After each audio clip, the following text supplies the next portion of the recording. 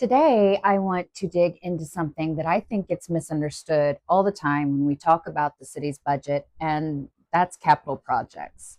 I see comments all the time that say, well, they budgeted for it, so why isn't it finished? Or why is this project taking so long? The answer is it's complicated. Putting a project in the budget isn't the same thing as breaking ground. There are grants to secure, permits to obtain, engineering, design, environmental review, contractors, sometimes land acquisition, sometimes state approval, sometimes federal approval. And sometimes you get all the way through that process and find out the grant didn't come through, or construction bids come in much higher than expected.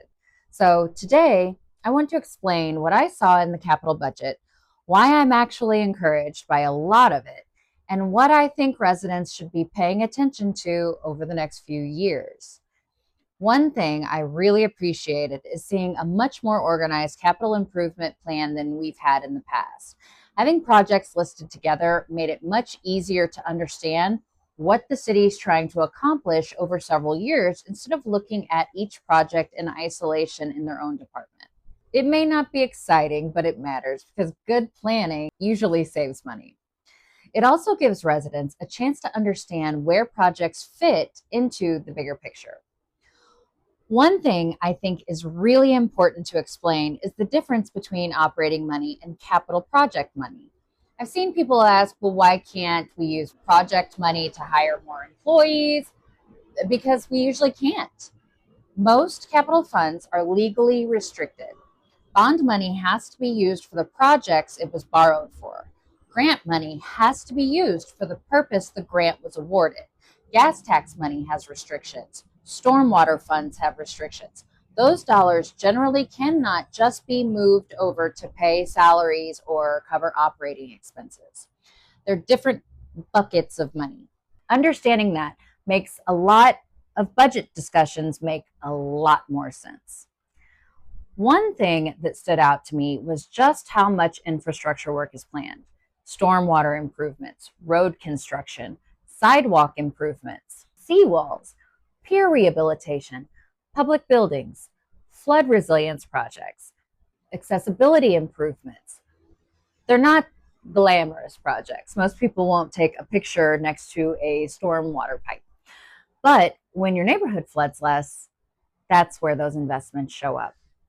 Obviously, living in District 4, I paid especially close attention to flooding and roadway improvements. Flooding comes up constantly whenever I'm talking with neighbors. People don't need convincing that it's a problem, especially in District 4. They live it. So seeing continued investment in stormwater infrastructure is encouraging. That doesn't mean every neighborhood gets fixed overnight. Some of these projects take years. Some are incredibly expensive, but continuing to invest instead of kicking the can down the road is so important. The proposed bond funding also caught my attention.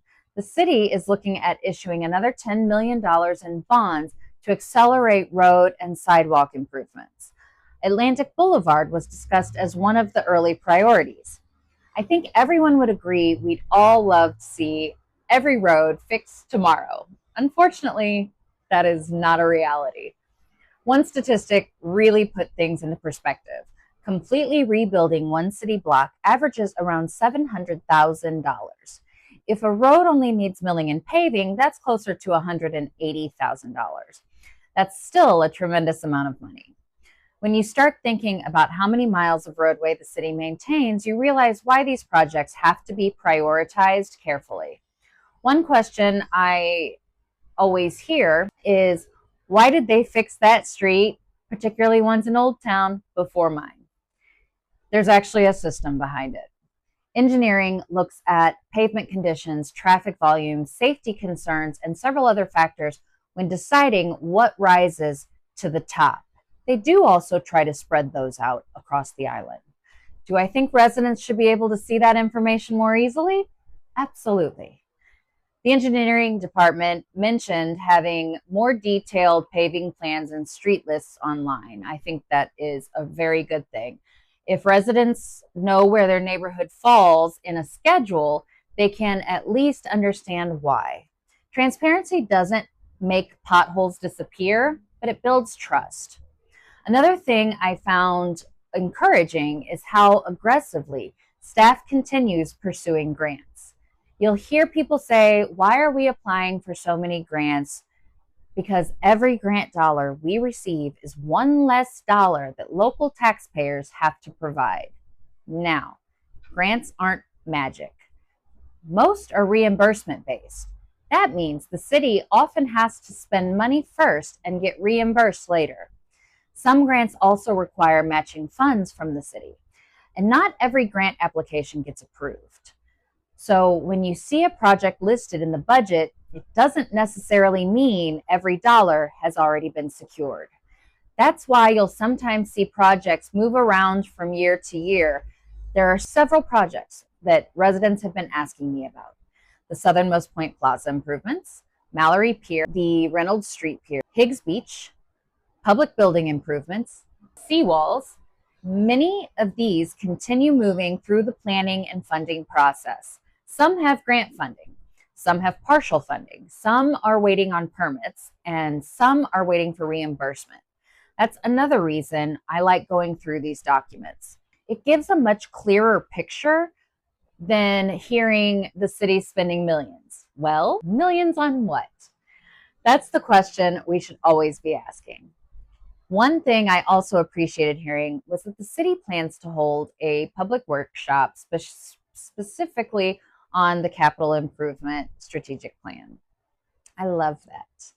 Infrastructure priorities shouldn't be decided only by staff or commissioners. Residents know where flooding happens. Residents know where sidewalks are dangerous. Residents know where intersections feel unsafe.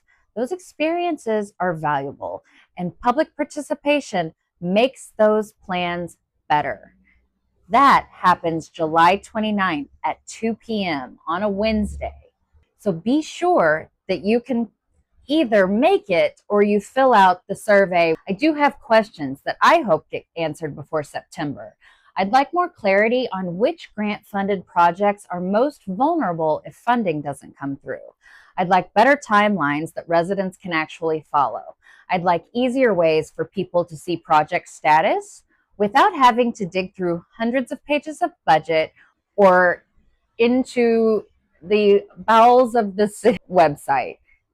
It's not easy to navigate. And I'd really like neighborhood communication before projects begin. If your street is about to become a construction zone for several months, you shouldn't find out because you drove into barricades this morning. You should already know. Communication isn't an extra, it's part of good governance. Overall, I walked away feeling very encouraged by the amount of infrastructure investment that's planned.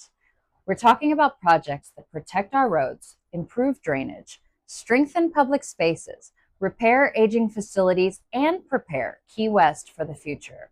Those aren't always the projects that generate big, exciting headlines, but they're the projects that keep this city functioning. They're also some of the most expensive things local governments ever do. So I think it's worth taking the time to understand where that money is going, because these aren't just line items in a budget. They're investments that we'll be living with for decades. Next time, I want to dive into housing and transit. There were some really interesting conversations about affordable housing programs, emergency assistance, Key West rides, the Duval Loop, and how those decisions could affect people who rely on those services every day. I'll see you then.